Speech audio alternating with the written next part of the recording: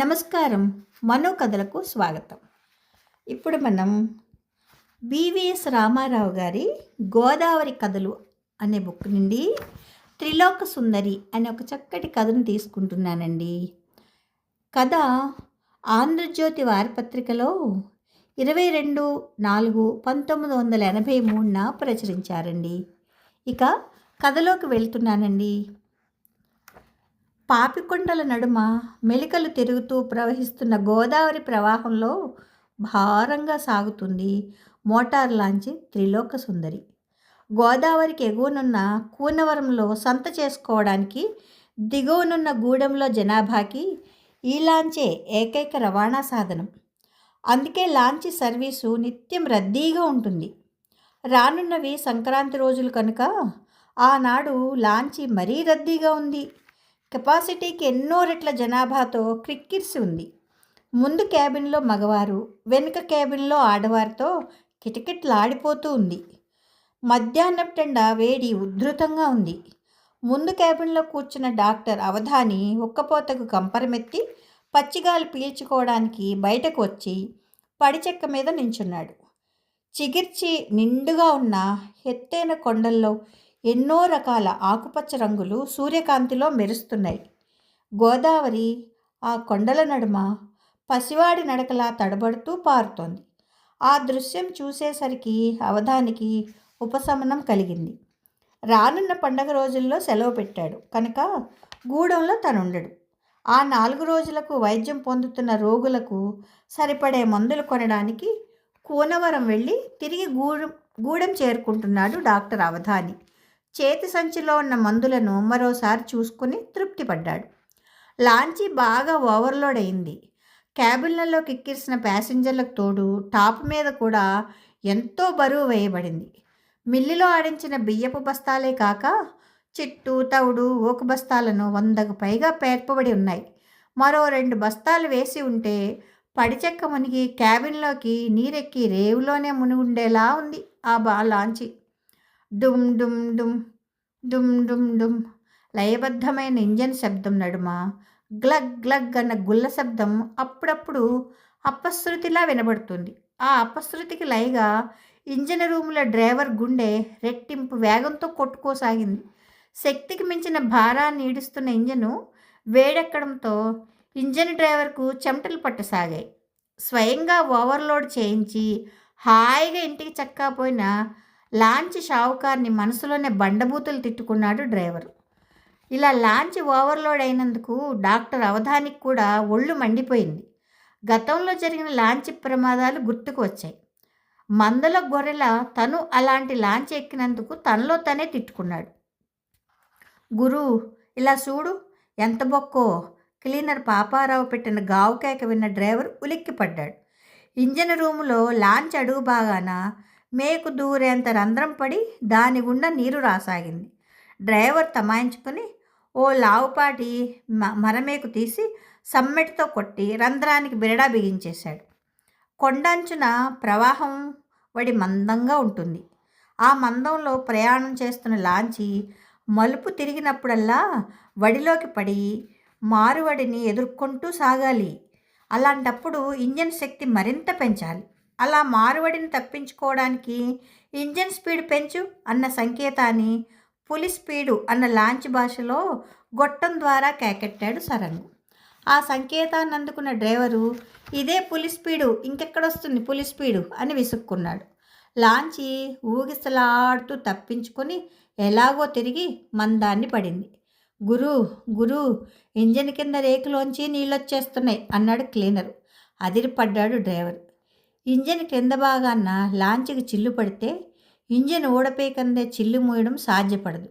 ఎన్నో పరికరాలుంటే గానీ ఇంజన్ ఊడపీకడం అసంభవం.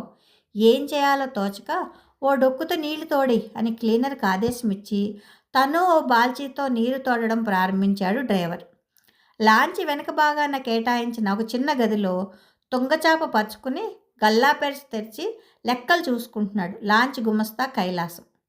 లగేజ్ బాపత్ వసూళ్ళు, ప్యాసింజర్ల కేవుల బాపత్ వసూళ్ళు విడివిడిగాను జమిలిగాను లెక్కగట్టి షావుకారు కళ్ళు కప్పి ఎంత స్వాహా చేయొచ్చో ఖరారుగా తేల్చుకొని హమ్మయ్య అంటూ తృప్తిగా గుటకేశాడు.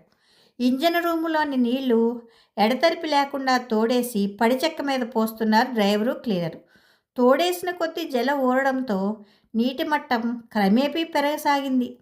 ఏ క్షణానైనా ఆయిల్ పంపు మునిగి ఇంజిన్ ఆగిపోవచ్చు. ఇది గమనించిన డ్రైవర్కు నీరసం ఆవహించింది.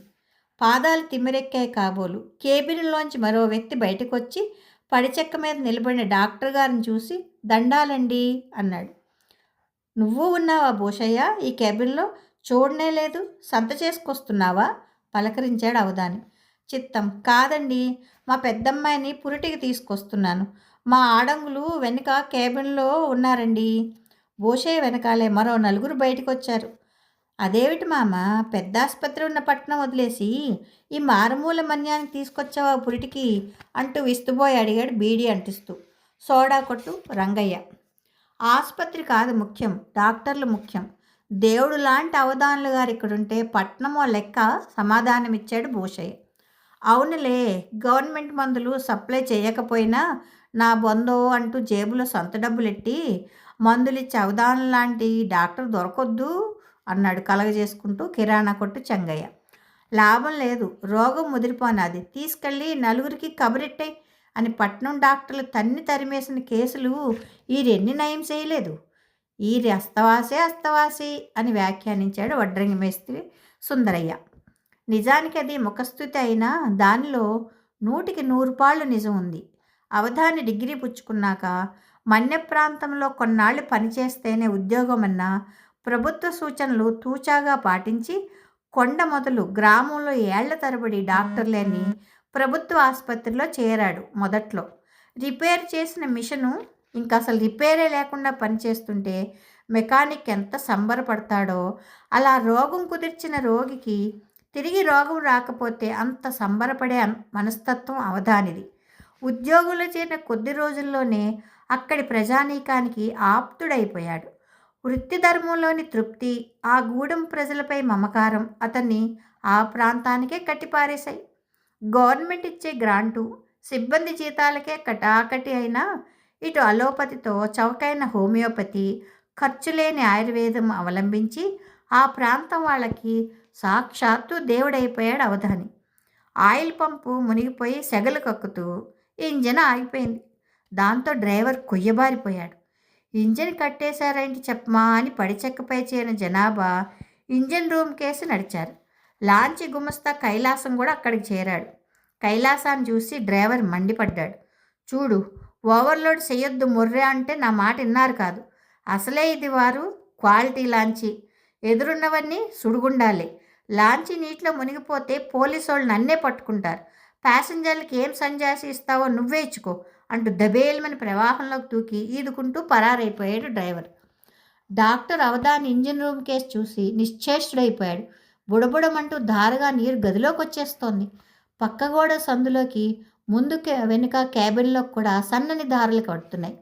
భూషయ్య, రంగయ్య, సుందరయ్య తదితరులు లాంచీ మునగడం తథ్యమని బెంబేలెత్తిపోయి గోలెడుతూ వాళ్ళ ఆడంగులను రక్షించడానికి వెనక క్యాబిన్ కేసి పరిగెత్తిపోయారు. ఈ అలజడికి బిత్తరపోయి క్యాబిన్లోని ప్యాసింజర్లు కిటికీల కేసి చేరారు. లాంచీ తూకం కోల్పోయి అటు ఇటు వరగసాగింది. దాంతో అందరూ గొల్లుమంటూ చెల్లాచెదురుగా పరిగెత్తసాగారు. ఆగండి, గట్టిగా ఉరిమాడు అవధాని. ఆ కేకకు కదిలిపడి అందరూ ఒక్క క్షణం స్తబ్దులయ్యారు. మీరిలా చెల్లాచెదిరే పరిగెడితే లాంచీ ఒకవైపు కొరిగి ఈ అగాధంలో మనమందరం మునిగిపోవడం, మనందరం మూకుముడిగా చావడం తథ్యం. ఇంకా ఏమీ మించిపోలేదు. ఎక్కడి వాళ్ళు అక్కడ కూర్చుంటే ఈ లాంచీని ఎలాగైనా గట్టుకు చేర్చే ప్రయత్నం చేయొచ్చు అని గద్దించగానే క్యాబిన్లలో గోల గుసగుసలుగా మారి సద్దుమణిగింది. ఏటైందో ఏటో అంటూ చుక్కాని చక్రానికి తాడు బిగించి ఇంజిన్ రూము చేరిన సరంగు విషయం ఏమిటో తెలుసుకుని బేజారెత్తిపోయాడు. ఇదిగో సరంగు, లాంచీని ఉన్నపళంగా ఒడ్డుకు చేర్చగలవా అడిగాడు అవధాని. అయ్య బాబోయ్, కుదరదండి. నదికి వాలుగా వెళ్తున్నాం మనం. అడ్డం తిరిగి రివర్స్ అయ్యి నదికి ఎదురెళ్తే కానీ గట్టు చేరమండి. అడ్డం తిరగాలంటే ఇంజిన్ ఆడాలండి. అయినా గట్టంట మా చెడ్డలోతండి. కొండంచున ఏ రాయైనా తగిలితే లాంచీ తిరగబడిపోయి 2 తాళ్ల లోతుకు పోద్ది. అసలే లోడు మీద ఉంది. మరేం చేయాలో చెప్పు అడిగారు అందరూ. ఏం చేయడం ఏంటండి, కృష్ణారామాన్ని జపం చేసి భారమంతా దేవుడి మీద వదిలేయడమేనండి. కాకుంటే ఈతొచ్చిన వాళ్ళకి గుండె ధైర్యం ఉంటే గోదాట్లో దూకేసి ఒడ్డున పడ్డమే. ఈ ఆల్టికి ఇక మరే లాంచి క్రాసింగ్ కూడా లేదండి అన్నాడు వగరుస్తూ. వాడి వాలకం చూసి డ్రైవర్లా వీడు దూకేసి పరారైపోతాడని గ్రహించాడు డాక్టర్. సరే, నువ్వు వెళ్ళి చుక్కానికాయి, మేము మిగతా విషయం చూసుకుంటాం. ఇదిగో చెంగయ్య, నువ్వు సరంగుతోనే ఉండి అతను చుక్కాని వదలకుండా చూడు అన్నాడు అవధాని. చిత్తం అంటూ సరంగు జబ్బ పట్టుకుని లాక్కుపోయాడు చెంగయ్య. ఇంజన్ రూములో అంతవరకు డొక్కుతో నీళ్లు తోడుతున్న క్లీనర్ అలసిపోయి దానికి మించి బెదిరిపోయి ఏడుస్తూ అన్నాడు, బాబుగారు, కిందటేడు ఇలాగే జరిగి ఆ ఎదురుగా ఉన్న గుడికాడ ఝాన్సీబాయి మునిగిపోయి 40 మంది పైగా పోయారండి. ఆ మాటకి అందరికీ మతోయినట్టయింది. తప్పు మాది కాదండి, ఓవర్లోడ్ చేసినోడుదండి వణికిపోతూ సంజాయిషి ఇచ్చాడు క్లీనర్ పాపారావు. అవధాని గారు కార్యాచరణలోకి దిగాడు. భూషయ్య, నువ్వు సుందరయ్య టాప్ మీదకెళ్ళి బరువుగొన్న బస్తాలన్నీ గోదాట్లో పారేయండి. లాంచ్ మీద లోడ్ తగ్గించాలి. ఇదిగో చూడు రంగయ్య, ముందు క్యాబిన్లో మరో 4 కుర్రాళ్ళని పోగేసి ఇంజిన్ రూములో నీళ్లు తోడించు అని పురమాయించాడు అవధాని. దబీబని టాపు మించి 2 బస్తాలు గోదాట్లో పడ్డాయి. దాంతో గుమస్తా కైలాసం శవమెత్తిపోయాడు. ఎవడివయ్యా నువ్వు? ఎవడబ్బ సొమ్మని ఆ బస్తాలు గోదాట్లో పడేయించావు? 25,000 సరుకు నువ్వు ఇచ్చుకుంటావా? ముక్కు పోషాణలు ఎగరేస్తూ మీదికొస్తూ అవధానిని నిలదీసి అడిగాడు కైలాసం. లాంచీలో 80 మందికి పైగా ప్యాసింజర్లున్నారు. వాళ్ళ ప్రాణాలు ముఖ్యమా, ఈ బస్తాలు ముఖ్యమా అడిగాడు అవధాని. గోదాట్లో ప్రయాణం అంటేనే చావుకు తెగించే వస్తారు.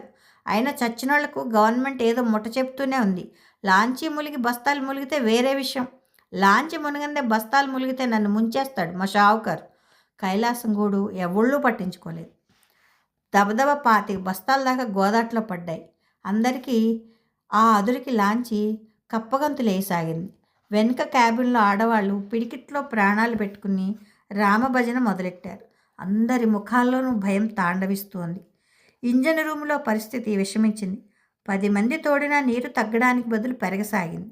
ఇదివరలో సిమెంటు వగైరాలతో పూడ్చిన బెజ్జాలు కూడా నాని బయటపడ్డాయి.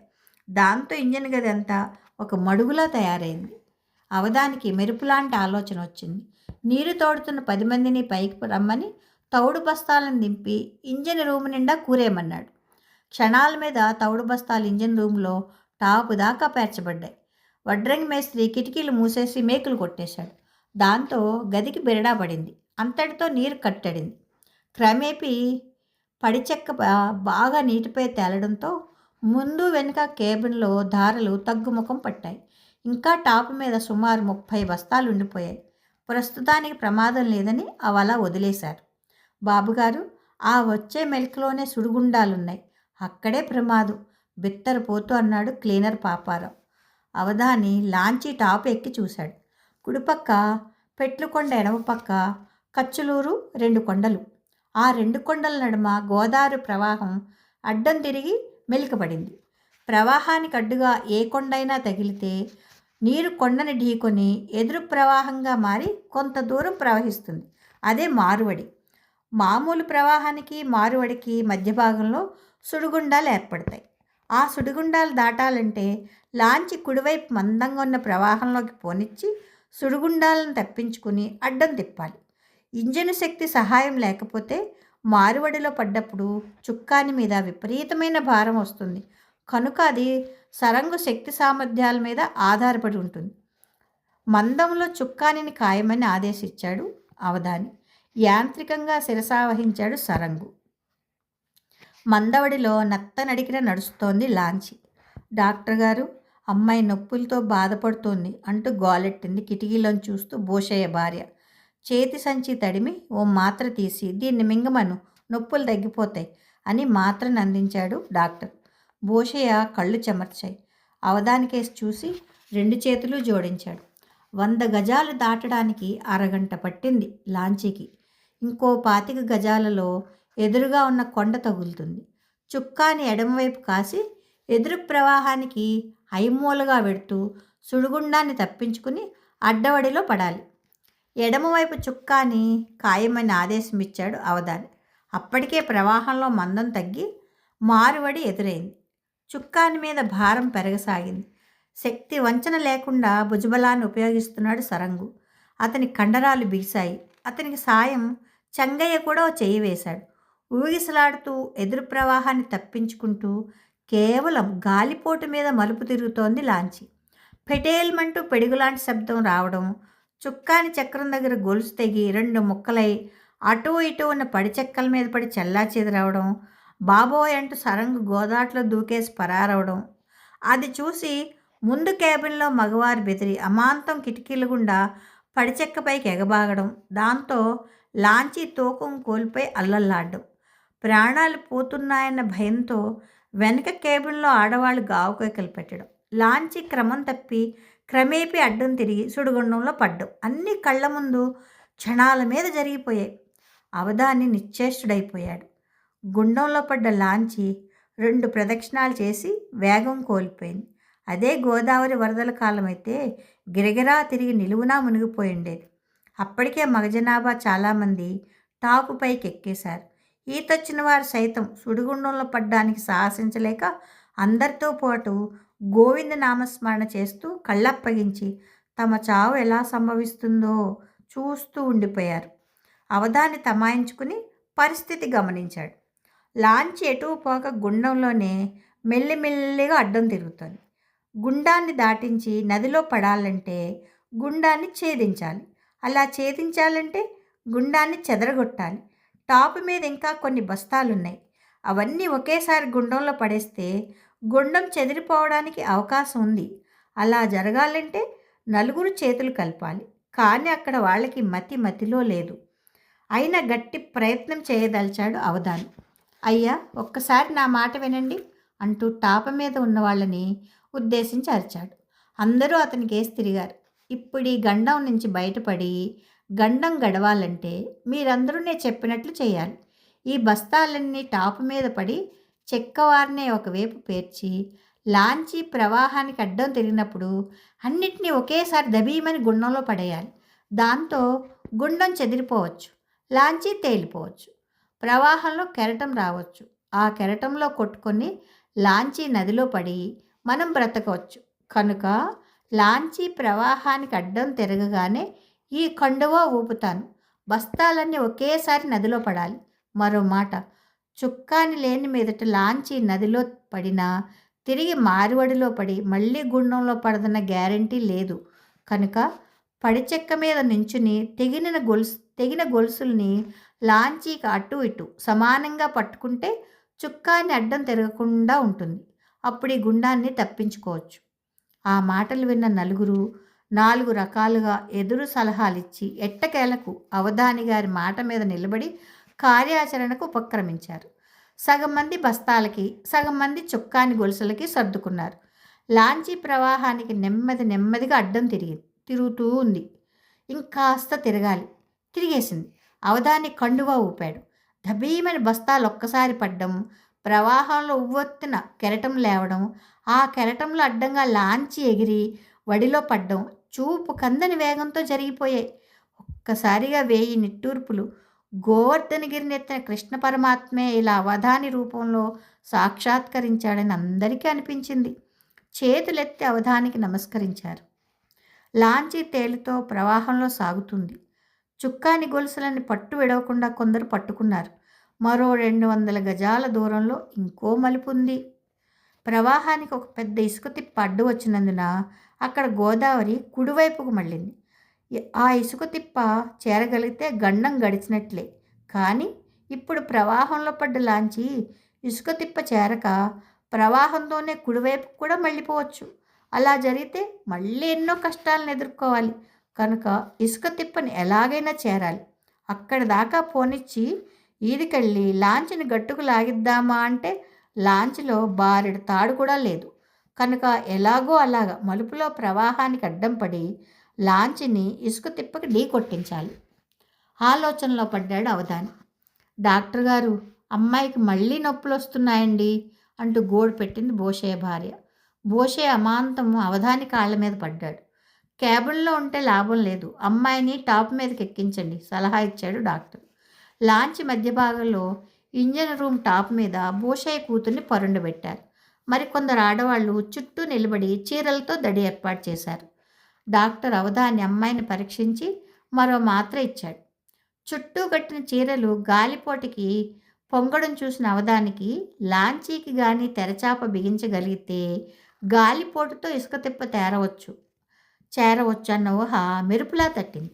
లాంచీలో బలమైన ఎదురుగడలు 4 ఉన్నాయి. వాటిని ఒక చట్రంలా బిగించమని సుందరయ్యకి ఆదేశమిచ్చాడు. సుందరయ్య క్షణాల్లో చట్రం తయారు చేశాడు. ప్యాసింజర్ల ముళ్ళు తడిమితే 4 దిట్టమైన దుప్పట్లు దొరికాయి. వాటికి ముళ్ళేసి ఆ చట్రానికి కట్టించాడు. మలుపు దగ్గర ఈ చట్రం పైకెత్తితే గాలిపోటికి లాంచి ఎదురు ప్రవాహంలో దూసుకుపోయి తిప్ప చేరగలదనుకున్నాడు. కానీ తిప్పకు ఢీ కొడితే లాంచీ కుడివైపు ప్రవాహం కేసి ఒరిగి నీరు పోసుకుని మునిగిపోగలదని సందేహం కూడా కలిగింది అవధానికి. అదే జరిగితే క్యాబిన్లోని ప్యాసింజర్లు నీళ్లలో ఉక్కిరి బిక్కిరై గిలగిలా తన్నుకు చస్తారు. లాంచీ ప్రమాదాల్లో ఇలా క్యాబిన్లో ఇరుక్కుపోవడం వల్లనే గజ ఈతగాళ్ళు సైతం బ్రతికి బట్టకట్టలేకపోయారు ఇదివరలో.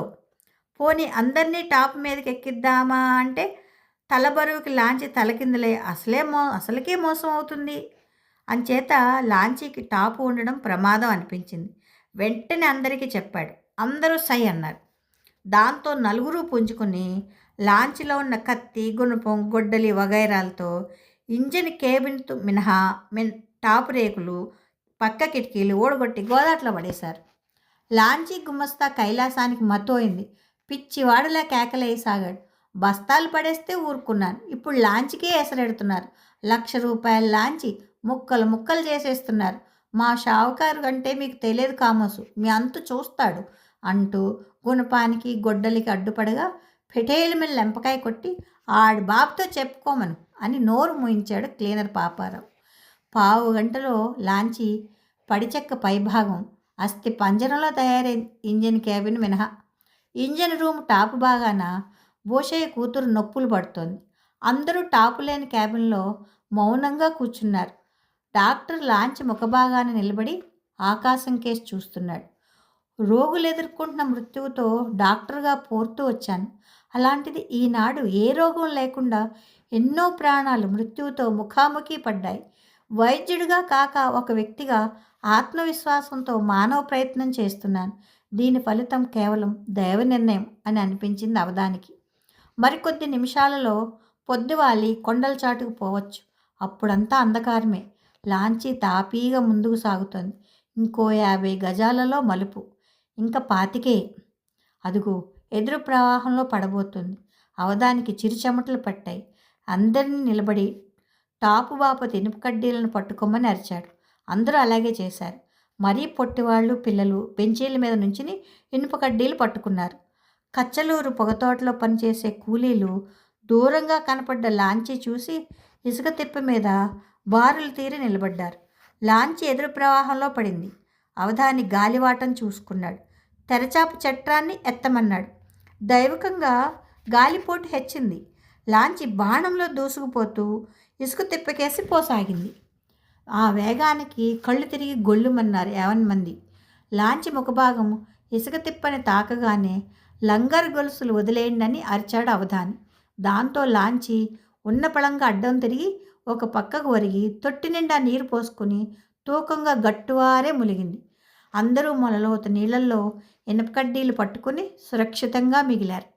డాక్టర్ అవధాని తిప్ప మీదకు దూకి అప్పుడే అస్తమిస్తున్న సూర్యుడికేసి గర్వంగా చూశాడు.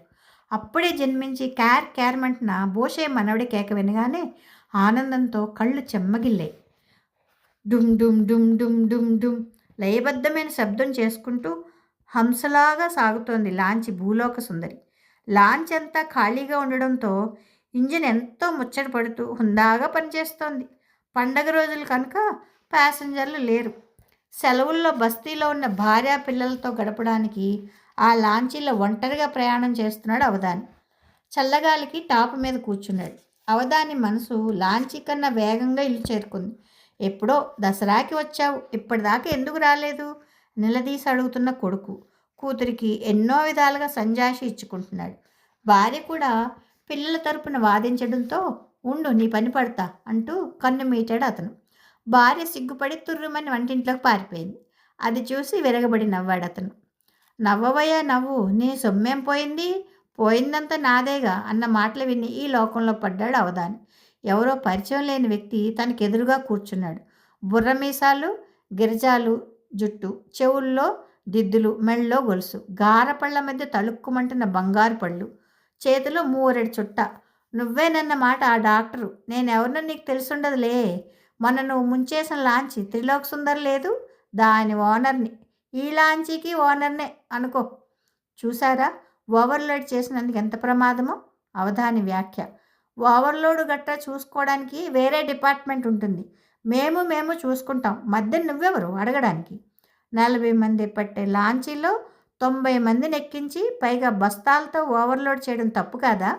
ఎక్కినోడి తప్పు, నువ్వెందుకు ఎక్కావు అలాంటి లాంచీలో? వీడితో వాదించి లాభం లేదనుకున్నాడు అవధాని. ఇప్పుడు నేను అడుగుతున్నాను, లాంచీని తుక్కు చేసి ముంచేశావు. నాకు 2 లక్షల నష్టం వచ్చింది. నువ్వు ఇచ్చుకుంటావా? నేను ముంచడం ఏమిటండి?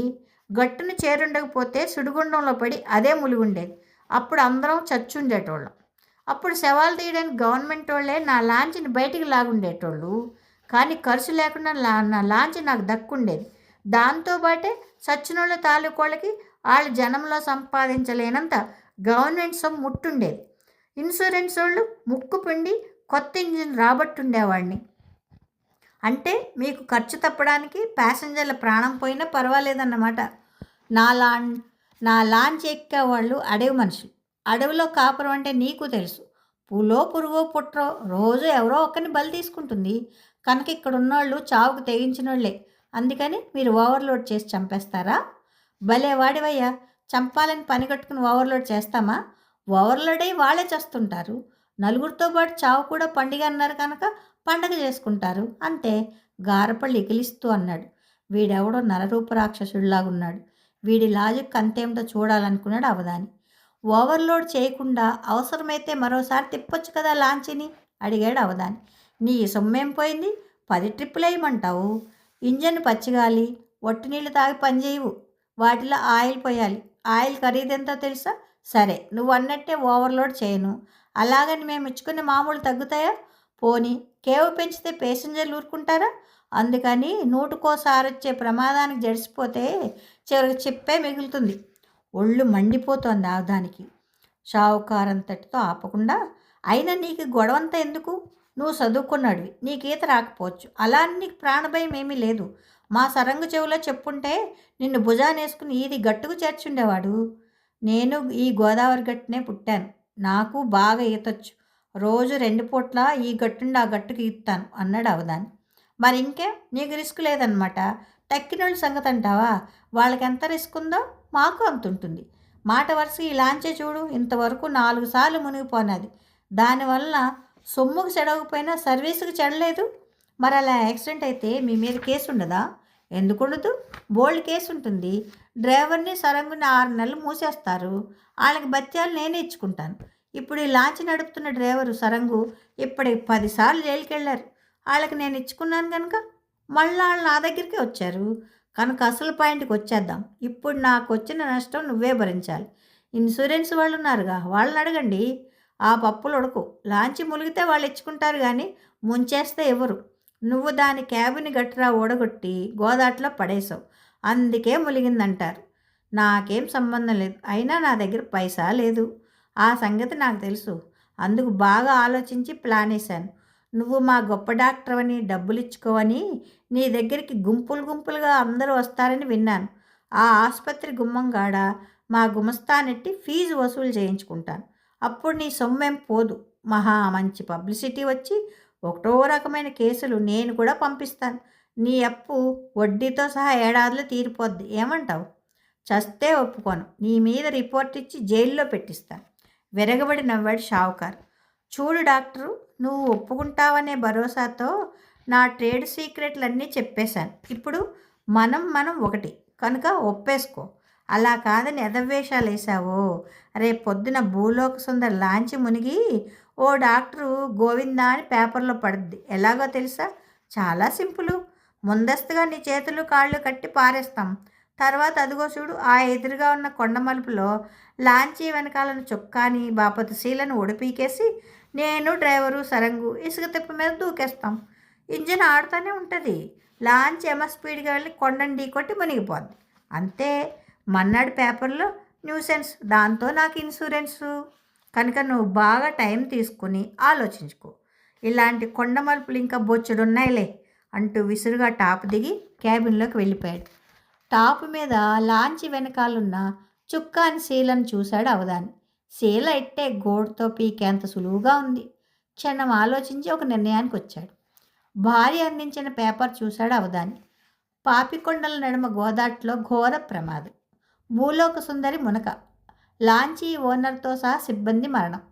ప్రాణాలతో బయటపడ్డ డాక్టర్ కథనం అంటూ తాటికాయలంత అక్షరాలతో వార్త. పేపర్ మూసేసి గుంభనంగా శూన్యంలోకి చూశాడు అవధాని. అంతరాత్మ చిలిపిగా నవ్వింది. కథ సమాప్తం. కథ బాగుందండి. కథ మీకు నచ్చితే లైక్ చేయండి, షేర్ చేయండి, కామెంట్ చేయండి, సబ్స్క్రైబ్ చేసుకొని నన్ను ఎంకరేజ్ చేయండి. గోదావరి కథలు చాలా బాగుంటాయి, వినండి. నిజంగా చాలా బాగుంటాయి.